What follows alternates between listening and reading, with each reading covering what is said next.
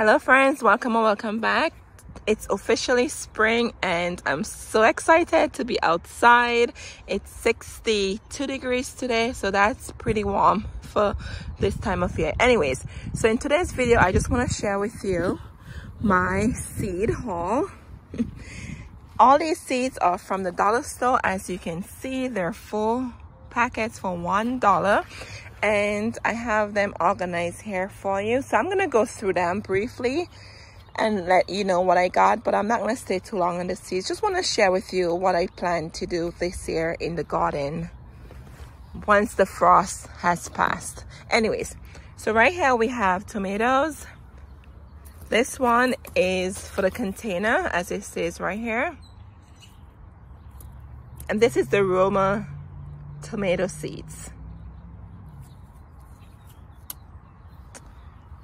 And then here is the cherry tomato seeds, and I only got 2 packets because these come in a lot of seeds come in these packets. So if you don't want to have a lot of veggies, you don't need to buy a lot of packets because there's a lot of seeds in these packets. And right next to it we have this Grand Bell mix. I love the colors in this one.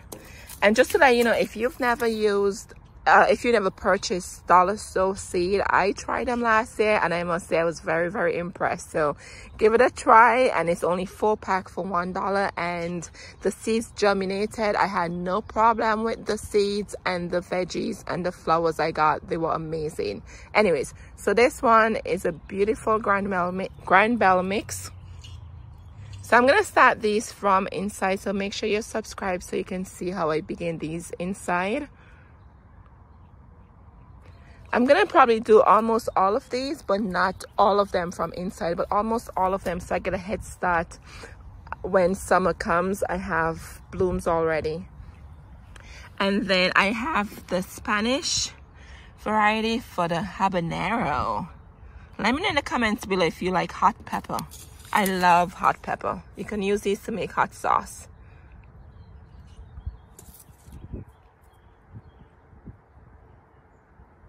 And I love that the packet gave you all the instructions here. So if you're a first-time gardener, you want to try the seeds out, everything is on the packet here. The instructions are pretty easy to follow, so that's a plus for me. And I have another pack here. I probably only needed 1 packet, but that's okay. And then over here we have the cucumber. This is National Pickling. You can probably use this cucumber if you want to make pickled cucumbers. And I got the sweet basil last year, and I must tell you, I was so impressed with these from the dollar store. So this year it was definitely a must. And with the basil, when you plant them and they start to grow, make sure you pinch the top of the plant. When you pinch the top of the plant, it grows more bushier, just like you would with your zinnias. Your zinnias, you want to promote growth by pinching the top of the plant. And it really works the same way for the basil too. And then we also have cilantro here.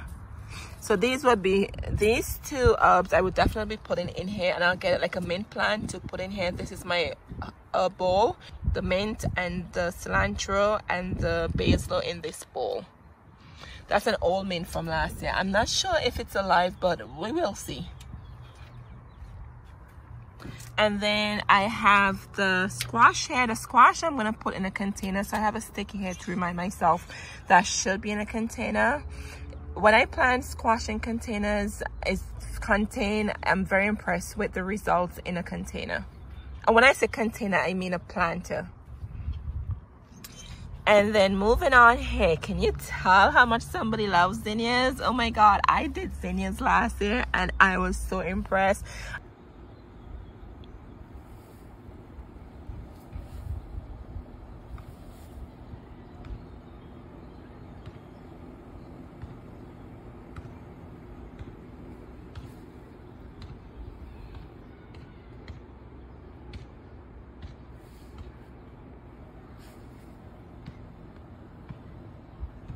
I share with my friends and my neighbors and my co-workers, and this year I am even more excited to have more zinnias.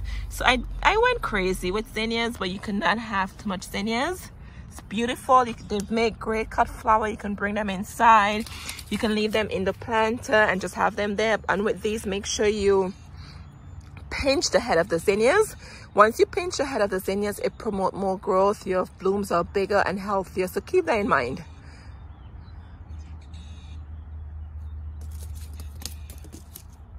And it gives you the requirements. You can direct sow these outside in the ground, but I'm gonna start these from inside. So for me, I like doing it from inside, so I keep a bit of track of the seedlings.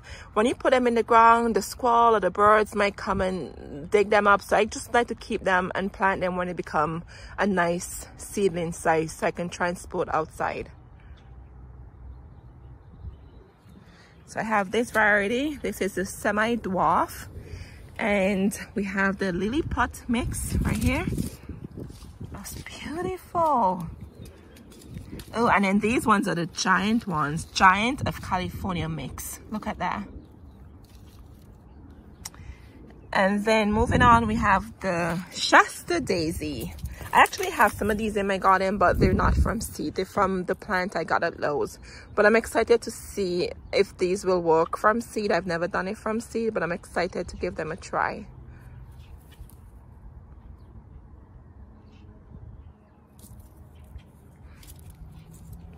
And then we have this Perennial mix. I'm not sure where I'm going to put this yet. I feel like this is one of those mixes you just put, if you have a bed, you just sprinkle the seeds there and let it be. So I'm like not sure I'm gonna put this. Oh, I can put it in containers and let's see what plants I get, because as I said, this is a mix, and if you look closely you can see it tells you the different mix in here. So I'm seeing it have Black Eyed Susan, Digitalis, Dianthus. There's different flowers I've never heard of in here. So I mixed Lupinus. It tells you all the mixes in here. So I'm excited for this. And this one is perennial, meaning it comes back up every year.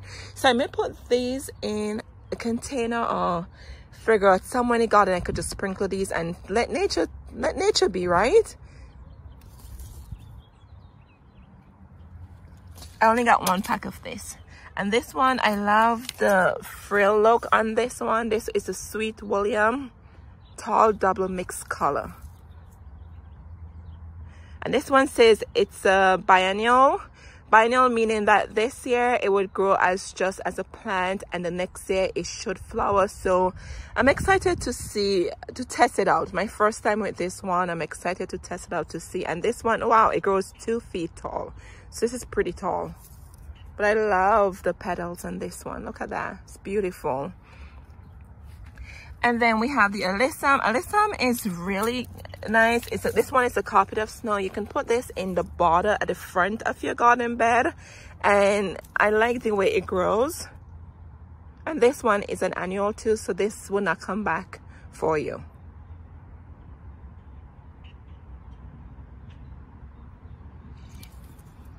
It's beautiful. Or even with this, you can put it probably in a container and put it to the front. So it kind of give that contrast with your other flowers in the container. So I'm excited for this one. You know what? I'm excited for all of them. And here's one of my favorites. This guy is the Morning Glory. They have them in different color. Okay, so every year whenever I do Morning Glory, it looks like Jack and the Beanstalk. It goes around in the front of the porch and it's beautiful. And with these, the flowers open in the morning. So I'm excited to have more of these also. And here, just a warning, it says toxic to animals and human if ingested. So if you have your animals in the garden with you, your cats, your dogs, be mindful of what plant you decide to plant. My cat is an indoor plant, so I don't have to worry about that, and I do not have a dog. So be careful of what plants you plant, because some of these can be toxic to animals. Or even kids. If you have little kids, you know, kids like to pick flowers, put it in their mouth. Be careful about that. And as I said, this one is an annual. All right, guys, and then we have the Bachelor Butler. Okay, my first time with this one. There should be another one. Oh, here it is. The wind blew it away. So we have two different kinds. We have this bright blue. Blue is a very difficult color to find in your garden or even to complement. So I'm interested to see how this will turn out. And then here's this other one. They look like Pom Poms.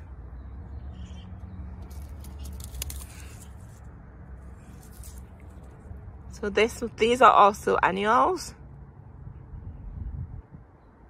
And these bloom early summer until late fall. Wow, so that's great. You get some colors all the way into fall. And this variety blooms spring through summer. So I'm definitely going to be starting this inside. So I have some flowers to take outside because my frost date ends, I think, in May. So I want to make sure I have my seedlings I could transport outside, and then I get flowers and all of that instead of trying to do them in May and it's too late, right? And then we have marigolds. Marigold is always one of my favorites in the garden. It's a good staple. And with marigolds, I've tested this before, it keeps the rabbits away. The rabbits do not like the smell of marigolds. Just a side note, if you have issues with rabbits, it will definitely help to keep them away. What I tend to do with marigold, I plant them, if you have in like a vegetable area, you could plant them around the veggies, so that way it keeps the rabbit out of it. And these are also good in containers too. I love the contrast in the yellow orange colors. And marigolds, these are annuals for me. And these bloom early summer until frost. Yes, so that's amazing. And it will complement your fall mums and your pumpkins. And talking about fall, look what we have here, sunflower. Oh my God, I went crazy. I got 3 packs of the sunflower. And these are annuals also, and they bloom mid to late summer, a classic cut flower. And I know some sunflower bloom into fall, but this one says late summer, so maybe, who knows, you might have some sunflower in fall also. But sunflower is such a beautiful flower, and I feel like when you think of sunflower, it brings rays of sunshine and happiness. You think of kids outside playing and all of that. So sunflower makes me pretty happy, and they're great to make as cut flower also. So I got 3 packets of these. Oh, and the squirrels love these, so keep that in mind. If you plant your sunflower, the squirrels could go crazy about these. And then I have pumpkin here. Pumpkin seeds. I'm gonna start these for my friend and give them to her kids so they could have pumpkins to pick in fall. And these are excellent for carving and for making pies. Oh wow, interesting. So I'm thinking you could probably eat it because it says carving and making pies. It's so windy, and I think some of these seed packets are underground already. So with these, I have to start these very soon, maybe like in April, so that way I have to time when I start these to make sure they germinate and I get pumpkin, not in the summer, but in the fall time. And over here we have watermelon sugar baby. I love green watermelons. This one has seeds on here, but I bought the same pack before and the watermelons were seedless. So interesting to see if it comes with seed or it doesn't come with seed. And this is the same thing, so I have to make sure plant this, have enough time to take it outside because watermelon needs a lot of sun. So this has to go in direct sun. And if you have space in your yard, go ahead and plant it. If not, be cautious because it grows really long. The vines would take over your garden and your flowers. And I'm just talking from experience with the watermelon. So I'm giving the watermelon and the pumpkin to my friend, and I'll start them for her. And I'll plant them for her also. Anyways, friends, I think this is it. So I just wanted to share with you my seed haul for 2023. As I said before, I'll be putting these inside, starting inside, so that way I have seedlings so I could bring them out in early May. So that way I have flowers ready for the summertime and I'm not behind with these. I hope you enjoyed this video, and leave me a comment below. Have you ever tried dollar store seeds? Were you successful with them? Would you purchase them again? Let me know below, and happy gardening. And remember, I'll see you in the next one, and take care of yourselves. Cheers.